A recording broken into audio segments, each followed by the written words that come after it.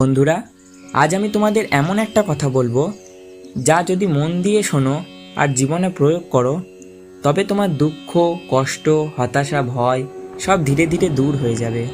এটা কোনো গল্প নয়, এটা কোনো কল্পনাও নয়, এটা ভগবান কৃষ্ণের মুখের বাণী, যা আজ থেকে প্রায় ৫,০০০ বছর আগে কুরুক্ষেত্রের যুদ্ধক্ষেত্রে বলা হয়েছিল।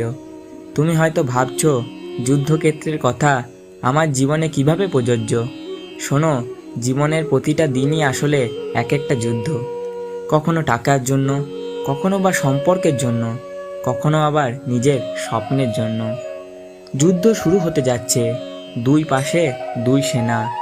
বাঁশি বাজিয়ে যুদ্ধ শুরু হবে কয়েক মুহূর্তের মধ্যে। অর্জুন তার রথে দাঁড়িয়ে বললেন, কৃষ্ণ, আমি যুদ্ধ করব না। আমার আত্মীয়, বন্ধু, গুরু, তাদের আমি কিভাবে মারি? আমি হেরে গেলেও, মরে গেলেও এই যুদ্ধ করব না। এই কথা শুনে কৃষ্ণ হেসে ফেললেন না। তিনি শান্তভাবে তাকিয়ে রইলেন অর্জুনের দিকে। তারপর বললেন, অর্জুন, তুমি ভুলে গেছো তুমি কে। তুমি শুধু এই শরীর নও, তুমি এক চিরন্তন আত্মা। কৃষ্ণ বলেন, যেমন পুরনো কাপড় ফেলে দিলে নতুন কাপড় পরা হয়, আত্মাও তেমনি পুরনো দেহ ছেড়ে নতুন দেহ গ্রহণ করে। আত্মা জন্ম নেয় না, মরেও না।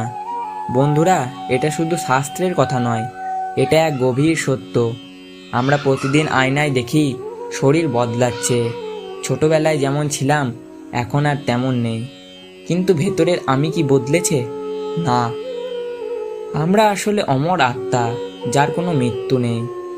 যখন আমরা কাউকে হারাই, আমরা ভাবি সব শেষ, কিন্তু কৃষ্ণ বলেছেন কিছুই শেষ হয় না। যাকে তুমি হারিয়েছ সে কেবল এক দেহ ছেড়ে অন্য দেহে চলে গেছে। এই সত্য যদি আমরা মনে রাখতে পারি, তাহলে হারানোর বেদনা অর্ধেক হয়ে যাবে। আত্মা জন্ম নেয় না, মারাও যায় না, সে চিরন্তন, প্রাচীন, এবং দেহ ধ্বংস হলেও ধ্বংস হয় না। বন্ধুরা, জীবনটা আসলে একটা যাত্রা। এই যাত্রায় সুখ আছে, দুঃখ আছে, হাসি আছে, কান্না আছে। কিন্তু আমরা অনেক সময় দুঃখ পেলে ভেঙে পড়ি, সুখ পেলে উচ্ছ্বসিত হয়ে যাই, আবার কষ্ট পেলে প্রশ্ন করি, ভগবান তুমি কোথায়? আজকের এই কথাই আমরা কৃষ্ণের বাণী শুনব, সেই বাণী যা ১০০০ বছর আগে বলা হলেও আজও ঠিক ততটাই প্রাসঙ্গিক। কুরুক্ষেত্রের যুদ্ধক্ষেত্রে দাঁড়িয়ে অর্জুনের চোখে জল। সে বলছে, কৃষ্ণ, আমি যুদ্ধ করব না। আমার নিজের আত্মীয়, গুরু, বন্ধু, আমি তাদের মারতে পারবো না। কৃষ্ণ তখন শান্তভাবে বললেন, অর্জুন, তুমি শরীরকে আসল মনে করছো, কিন্তু আসলে তুমি শরীর নও। আত্মা জন্ম নেয় না, আত্মা মরেও না। তুমি যা হারাচ্ছ ভাবছ, আসলে তা কখনো হারায় না। সম দুঃখ সুখং ধৈর্যবান। দুঃখ ও সুখে সমভাবে থাকা একজন যোগীর লক্ষণ। কৃষ্ণ বলেন, অর্জুন, যদি তুমি দুঃখে ভেঙে পড়ো আর সুখে অহংকার করো, তবে তোমার মন শান্ত থাকবে না।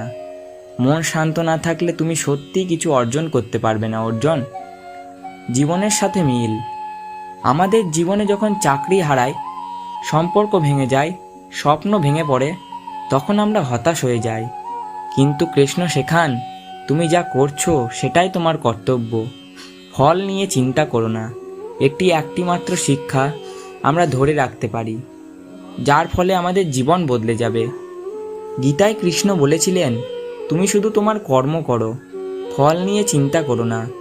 এটা শুধু যুদ্ধক্ষেত্রের জন্য নয়, অফিসের কাজ, পড়াশোনা, পরিবার, সব কিছুর জন্য প্রযোজ্য। কৃষ্ণ বলেন, যে ব্যক্তি বাইরের বস্তুতে সুখ খোঁজে সে কখনো শান্তি পায় না। আসল সুখ আসে ভেতরের শান্তি থেকে। আমরা নতুন ফোন, বড় বাড়ি, বেশি টাকা এসব পেলে ভাবি সুখী হব, কিন্তু কিছুদিন পর আবার মনে হয় কিছু কম আছে। কৃষ্ণ বলছেন, সত্যিকারের আনন্দ তখনই আসে যখন আমরা অন্তরে ভগবানকে অনুভব করি। বিদুর ছিলেন মহাভারতের একজন জ্ঞানী মন্ত্রী। তিনি দরিদ্র হলেও কৃষ্ণ যখন তার বাড়িতে এলেন, বিদুর শুকনো কলার খোসা খাইয়ে ছিলেন তাকে, আর কৃষ্ণ হাসি মুখে তা খেলেন। কারণ কৃষ্ণ জানেন, ভালোবাসা, ভক্তি আসল উপহার। সংসার ত্যাগ নয়, মন ত্যাগই মুক্তির পথ। গীতায় কৃষ্ণ বলেছেন, সংসার ত্যাগ করো না, সংসারে থেকেও মুক্ত হও। তুমি সংসারে থেকেও যোগী হতে পারো, তুমি কাজ করতে করতেই ভক্ত হতে পারো। শর্ত একটাই, তুমি যেন সব কর্ম ভগবানের উদ্দেশ্যে করো। অন্যের জন্য বাঁচো, কিন্তু নিজের আত্মাকে ভুলে যেও না। ভগবান বলেন, এই জগতে এসেছো শুধু খাওয়া, ঘুমানো, উপভোগ করার জন্য নয়। তোমার জন্ম হয়েছে জ্ঞান অর্জন ও আত্মাকে চিনে নেওয়ার জন্য। নিজেকে জানো, এটাই প্রকৃত ধর্ম। ঈশ্বর সব সময় তোমার সঙ্গে আছেন। তুমি যখন একা থাকো, ভগবান তখন তোমার পাশে থাকেন। তুমি যখন কাঁদো, তিনি আশীর্বাদ করেন। তুমি যখন তাকে ডাকো না, তিনি অপেক্ষা করেন, কারণ তুমি তারই অংশ। এই বন্ধন চিরন্তন। কৃষ্ণের বার্তা তরুণ প্রজন্মের জন্য। এই সময় যুব সমাজ হতাশ, বিভ্রান্ত, মোবাইলে ডুবে, নেশায় ভাসছে। কিন্তু কৃষ্ণ বলেন, তোমার শক্তি অপচয় করো না। তোমার যৌবন, তোমার চেতনা, তোমার দেহ সবই ভগবানের উপহার। সেটা কাজে লাগাও জ্ঞান অর্জন আর ভক্তির জন্য। শেষ কথা, ঈশ্বরকে ফিরে পাওয়া সম্ভব। তুমি যদি সত্যিই চাও ভগবান তোমার জীবনে আসেন, তাহলে তুমি 1 মিনিট মন থেকে নাম জপ করো। ভগবান তোমার হৃদয়ে এসে বসবেন। তুমি যদি শুধুই বলো, ভগবান আমি কষ্টে আছি, তুমি এসো, তবেই তিনি আসবেনই। কারণ ঈশ্বর কখনো ভক্তকে ফেরান না। ভগবান কৃষ্ণ আজও আছেন, তার বাণীতে, তার প্রেমে, তার গীতায়। তুমি একবার কৃষ্ণকে ডাকো, তোমার জীবন বদলে যাবে। তুমি একবার কৃষ্ণের নামে বিশ্বাস রাখো, তুমি আর একা থাকবে না। বন্ধুরা, এই ভিডিও যদি তোমার হৃদয় ছুঁয়ে যায়, তাহলে এখনই সাবস্ক্রাইব করো আমাদের চ্যানেল মেসেজ অফ গড চ্যানেলটিকে। ভগবান তোমার সঙ্গে থাকুক। জয় শ্রীকৃষ্ণ।